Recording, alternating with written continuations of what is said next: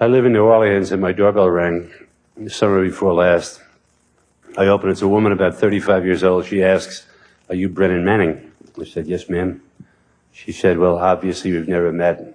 I was given your name by a friend and I was hoping that, I was just wondering if," she started to cry.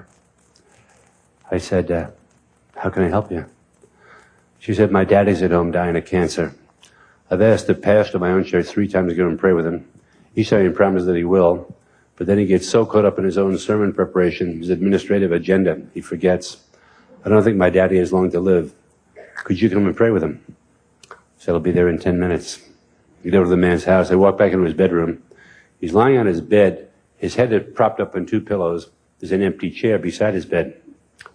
I said, "Hi, guess you expected me." He said, "No, sir, who are you?" I said, "Honest mistake, I saw the empty chair. I thought you were expecting company." He said, "Oh yeah, the chair. You mind closing the door?" I closed his bedroom door, wondering myself, what is going on here? This old guy says to me, "Brennan, I've never told anybody this in my whole life, even my daughter. But all my life, I've never known how to pray. Go to church on Sunday, my pastor talks in prayer, goes right over my head. Finally, one Sunday, I get the courage to say to my pastor, I get zilch out of your sermons on prayer. He reaches in his desk drawer, takes out this book and says, "Here, read this. It's by Hans Urs von Balthasar, Swiss theologian, best book on contemporary prayer of the 20th century." He said, "Brennan, I take the book home. The first 3 pages, I got to look up 11 words in the dictionary. Next Sunday, I give the book back to my pastor saying, 'Thank you very much,' under my breath for nothing. And that day, I abandoned any attempt at prayer till one day, 4 years ago, my best friend, who I don't think is very spiritual, says to me out of the blue, 'You know, Joe, prayer is just a simple matter of having a conversation with Jesus.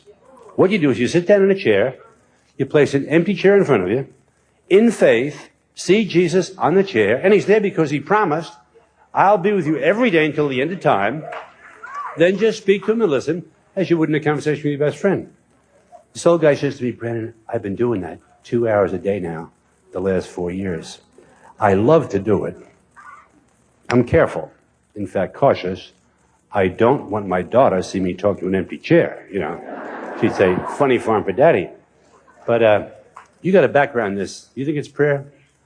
I said, 'Joe, you don't have to ask me. That is so simple, so unsophisticated, so honest, so open, so real, that delights the heart of Jesus.' He said, 'Yeah. I anoint him with oil. I pray with him. I go back to my house, and 2 nights later, his daughter returns to tell me her daddy died that afternoon. I asked, did he seem to die in peace? She said, yes, but I left the house at 2 o'clock to go to the store.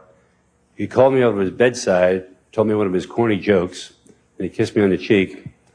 When I got back just before 3, I found him dead. But she said, Brennan, strange. Beyond strange. This is weird.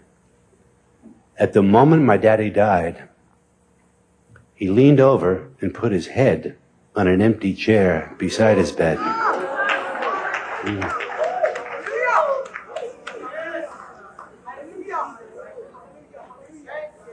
Do you know that, Jesus? Not about him, but do you know him? Is this the way that you relate to him? You know the most heartbreaking thing in my ministry? Is to travel this country from Maine to California, 10 times a year, back and forth, all kinds of stops in between. I meet Christians, young, middle-aged. They tell me they're born again, or they're baptized in the Holy Spirit, or they pray in tongues, or they're deep into the Word, but they've never once laid their head on the empty chair. Somehow that's too threatening. That's too intimate. But that's the very meaning of the central mystery of our faith, the Incarnation. The Incarnation is the mystery of the compassionate closeness of God in Jesus of Nazareth. He draws near to us and speaks to us in words of incredible familiarity. My little children, I'm not going to leave you orphans. I'm going to come back and take you with me, that where I am, you also may be.